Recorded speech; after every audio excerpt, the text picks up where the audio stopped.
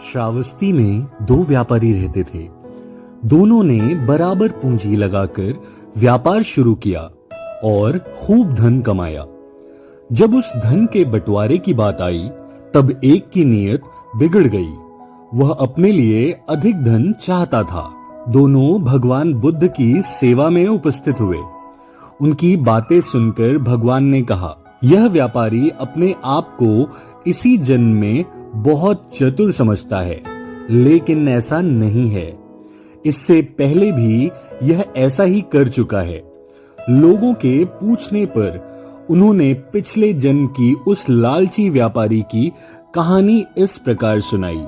एक बार एक बच्चे का जन्म वाराणसी में एक बनिए के घर में हुआ। लक्षण देखकर विद्वानों ने उसका नाम पंडित रखा। बड़े होने पर उन्होंने एक दूसरे बनिए को अपना साझेदार बनाकर अपना व्यापार शुरू किया। इस दूसरे बनिए का नाम था अति पंडित। व्यापार में अच्छा लाभ होने पर धन के बंटवारे का प्रश्न उपस्थित हुआ। पंडित ने कहा, जो कुछ भी है उसे दो बराबर भागों में बांट लो, क्योंकि हम दोनों का मूलधन समान है और हमने काम भी समान रूप से ही किया है। परंतु अति पंडित इस तर्क को स्वीकार न करता था। वह कहता था, यदि दोनों को बराबर बराबर मिला तो पंडित और अति पंडित में भेद ही क्या रहा। मैं अति पंडित हूं, इसीलिए मुझे पंडित से दुगना मिलना चाहिए। विवाद चलता रहा और कोई निर्णय न हो सका।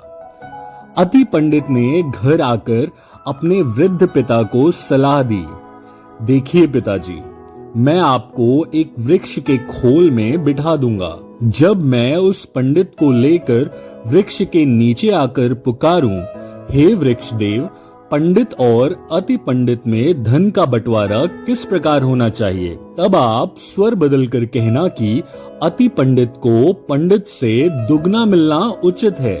पिता भी लोभी था। पुत्र के प्रस्ताव को उसने स्वीकार कर लिया और वृक्ष के खोल में छिपकर बैठ गया। इधर अति पंडित ने जाकर पंडित से कहा, भाई देख, इस गांव के बाहर एक वृक्ष देवता हैं जो सदा उचित ही बातें बताते हैं। क्यों ना हम अपने झगड़े का निर्णय उन्हीं से करा लें। पंडित को वृक्ष देवता वाली बात पर विश्वास नहीं था, लेकिन इस बारे में उसे जिज्ञासा जरूर हुई, इसलिए उसने इस प्रस्ताव को स्वीकार कर लिया। नगर में समाचार फैल गया। वृक्ष देवता का चमत्कार देखने को बहुत से लोग एकत्रित हुए। वृक्ष के नीचे खड़े होकर अति पंडित ने कहा, हे वृक्ष देव, मेरा नाम अति पंडित है।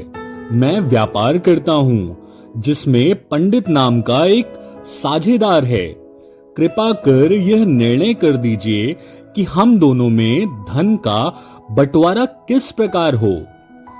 थोड़ी देर तक सन्नाटा रहा। उसके बाद वृक्ष में से मनुष्य कंठ सा शब्द हुआ, हे नगरवासियों, तुम्हें आपस में लड़ना नहीं चाहिए और जिसका जो भाग हो उसे देने में आनाकानी नहीं करनी चाहिए।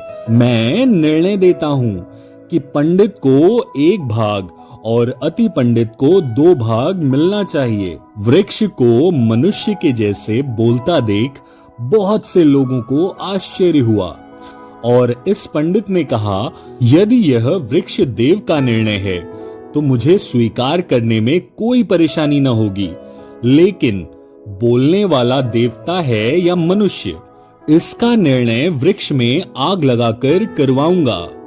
देखते ही देखते वृक्ष के खोल में घास फूस भरकर आग लगा दी गई। बेचारा बूढ़ा एकदम घबराकर उस खोल की घास फूस हटाकर अध जले हाथ पांवों से नीचे गिरा। इस प्रकार अति पंडित द्वारा अपने साथी को ठगने का प्रयास विफल हुआ। तो दोस्तों, हमें अपने जीवन में कभी भी लालच नहीं करनी चाहिए। हमेशा अपने और अपने दोस्तों के साथ ईमानदार रहना चाहिए, तभी हम अपने जीवन में आगे बढ़ पाएंगे। तो दोस्तों, ये थी आज की कहानी। इस तरह की और भी मोटिवेशनल और इंस्पिरेशनल कहानियों के लिए हमारे चैनल को सब्सक्राइब करें। ये वीडियो अच्छी लगी हो तो इसे लाइक करें, अपने दोस्तों से शेयर करें। मैं मिलूंगा आपको नेक्स्ट वीडियो में। तब तक अपना और अपने दोस्तों का ख्याल रखें। Take care. धन्यवाद।